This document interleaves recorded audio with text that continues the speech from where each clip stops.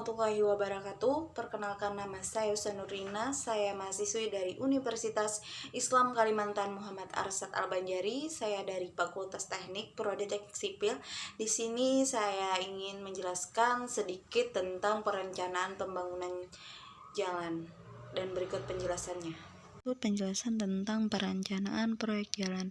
Jalan raya merupakan salah satu prasarana transportasi yang dapat menunjang pengembangan suatu wilayah. Semakin lancar transportasi, maka semakin cepat suatu wilayah berkembang. Meningkatnya jumlah penduduk akan diikuti dengan meningkatnya kebutuhan sarana transportasi, sehingga perlu dilakukan perencanaan jalan yang sesuai dengan kebutuhan penduduk saat ini. Manusia telah mengenal sistem perencanaan jalan yang baik dan mudah dikerjakan serta pola perencanaan yang semakin sempurna. Dalam perencanaan suatu jalan raya diinginkan pekerjaan yang relatif mudah dengan menghindari pekerjaan galian atau kat dan timunan atau fill yang besar. Di lain pihak, kendaraan yang beroperasi jalan raya menginginkan jalan yang relatif lurus, tidak ada tanjakan atau galian. Objek keinginan itu sulit kita jumpai mengingat keadaan permukaan bumi yang relatif tidak datar, sehingga perlu dilakukan perencanaan geometrik jalan raya, yaitu perencanaan jalan yang dititik beratkan pada perencanaan bentuk fisik sehingga dapat memenuhi fungsi dasar dari jalan, yaitu memberikan pelayanan yang optimum pada arus lalu lintas.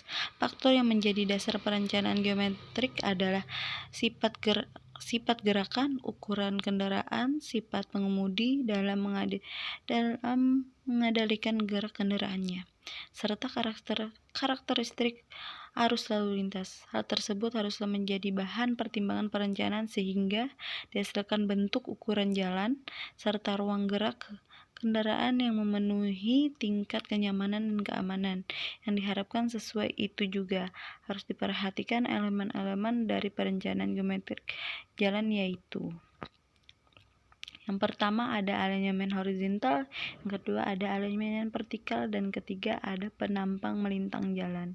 Maksud dan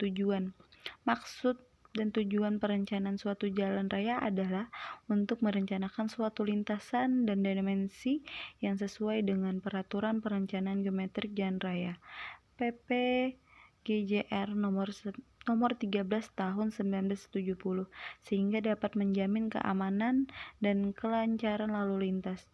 Dari perencanaan itu juga dapat suatu dokumen yang dapat memperhitungkan bobot pekerjaan baik galian maupun timbunan, pekerjaan tanah dan sebagainya, sehingga bisa dilakukan perencanaan yang ekonomis. Mungkin faktor-faktor yang memenuhi perencanaan geometrik jalan raya adalah kelas jalan, kecepatan rencana, standar perencanaan, penampang melintang, volume lalu lintas, keadaan topografi, alignment horizontal, alignment vertikal, bentuk tikungan. Ada kelas jalan. Jalan dibagi dalam kelas-kelas yang penempatannya didasarkan pada fungsinya, dipertimbangkan pada besarnya volume serta sifat lalu lintas yang diharapkan untuk menggunakan jalan yang bersangkutan. Dan ada juga volume lalu lintas. Volume lalu lintas dinyatakan dalam satuan mobil penumpang SMP yang besarnya menunjang jumlah lalu lintas harian rata-rata LHR untuk kedua jurusan. Yang ketiga ada kecepatan rencana. Kecepatan rencana yang dimaksud adalah kecepatan maksimum yang diizinkan pada jalan akan direncanakan sehingga tidak menimbulkan bahaya bagi pemakai jalan tersebut. Dalam hal ini harus disesuaikan dengan tipe jalan yang direncanakan. Keadaan topografi. Untuk memperkecil biaya pembangunan, maka suatu standar perlu disesuaikan dengan keadaan topografi. Dalam hal ini, jenis medan dibagi dalam 3 golongan umum yang dibedakan menurut besarnya lereng melintang dalam arah kurang lebih tegak lurus sumbu jalan seperti yang diperhatikan pada tabel 2.1 berikut. Nah, kalian bisa melihat tentang tabel 2. Klasifikasi medan dan besarnya lereng melintang. Bagi perencanaan pada jalan, dalam tugas perencanaan perhitungan dilakukan terdiri dari beberapa tinjauan.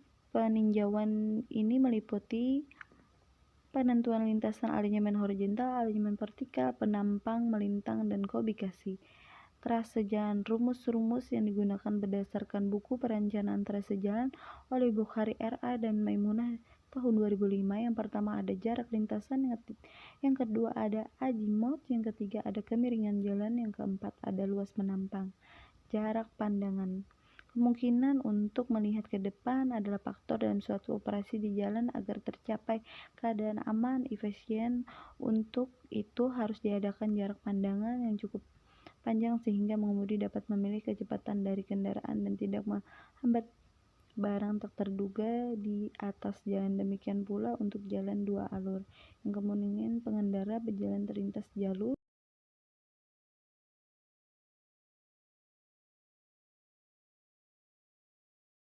Berikut penjelasan dari saya, semoga bermanfaat. Wassalamualaikum warahmatullahi wabarakatuh.